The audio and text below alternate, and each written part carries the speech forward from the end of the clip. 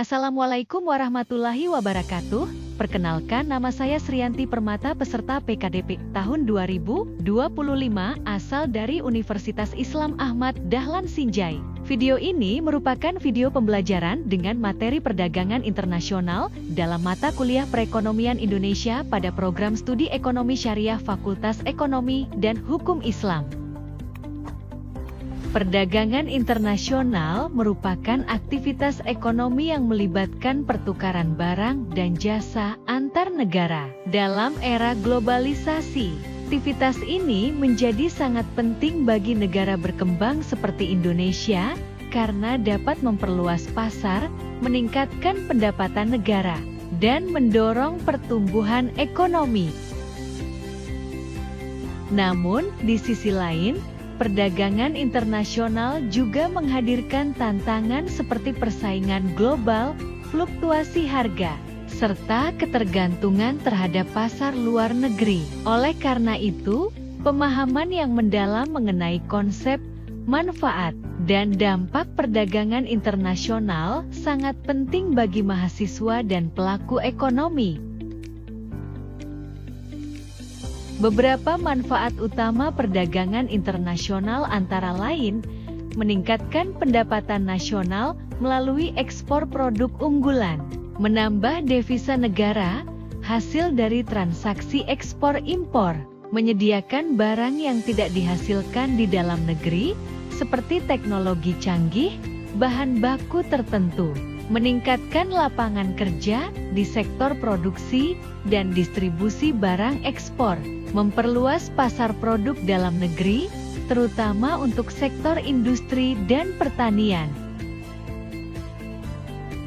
Ada beberapa faktor pendorong perdagangan internasional, di antaranya adalah perbedaan sumber daya alam dan tenaga kerja, keunggulan komparatif antar negara, perbedaan teknologi dan kapasitas produksi, kebutuhan akan produk tertentu yang tidak tersedia secara lokal. Meskipun memiliki banyak manfaat, perdagangan internasional juga memiliki hambatan, antara lain kebijakan proteksionisme, tarif, kuota, perbedaan standar dan regulasi, fluktuasi nilai tukar, krisis ekonomi global, kendala logistik dan infrastruktur. Perdagangan internasional berperan penting dalam pembangunan ekonomi Indonesia. Komoditas seperti minyak sawit, batu bara, tekstil, dan produk perikanan telah menjadi sumber utama devisa.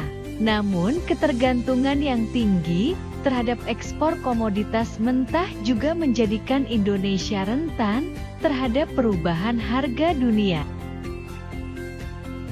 Organisasi pendukung perdagangan internasional, WTO, World Trade Organization, AFTA, ASEAN Free Trade Area, GATT, General Agreement on Tariffs and Trade, IMF, dan World Bank dalam konteks pendanaan perdagangan. Teori keunggulan mutlak, Absolute Advantage Theory, Adam Smith. Suatu negara dikatakan memiliki keunggulan mutlak apabila negara tersebut mampu memproduksi lebih banyak barang dari negara lain dengan menggunakan sumber daya produksi yang sama. Dengan keunggulan itu, mereka akan memperoleh keuntungan dalam perdagangan internasional.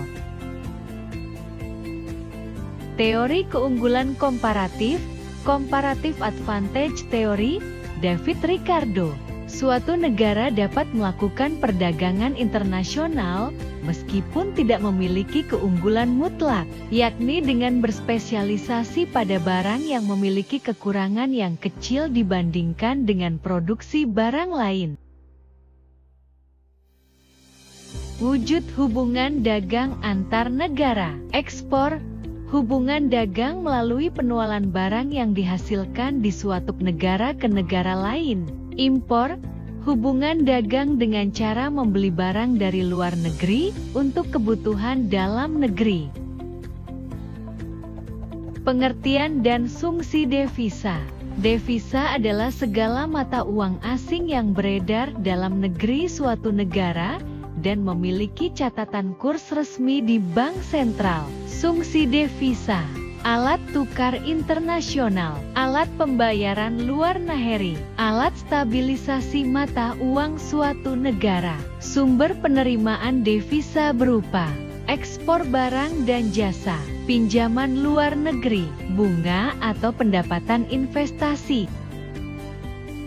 Sebagai kesimpulan, pada video ini perdagangan internasional adalah kegiatan penting yang dapat mendorong pertumbuhan ekonomi suatu negara, termasuk Indonesia, dengan memanfaatkan keunggulan komparatif dan menjalin kerjasama yang baik antar negara. Indonesia dapat meningkatkan daya saing dan kesejahteraan masyarakat.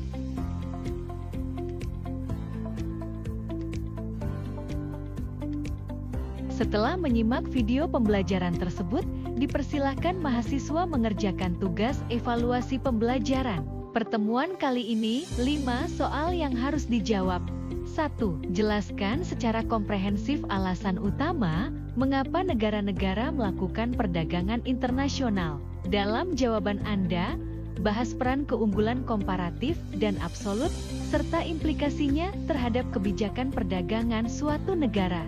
2. Perdagangan internasional memberikan manfaat besar bagi perekonomian suatu negara, namun juga dapat menimbulkan risiko. Analisislah manfaat dan tantangan perdagangan internasional bagi negara berkembang seperti Indonesia. Sertakan data dan studi kasus jika memungkinkan.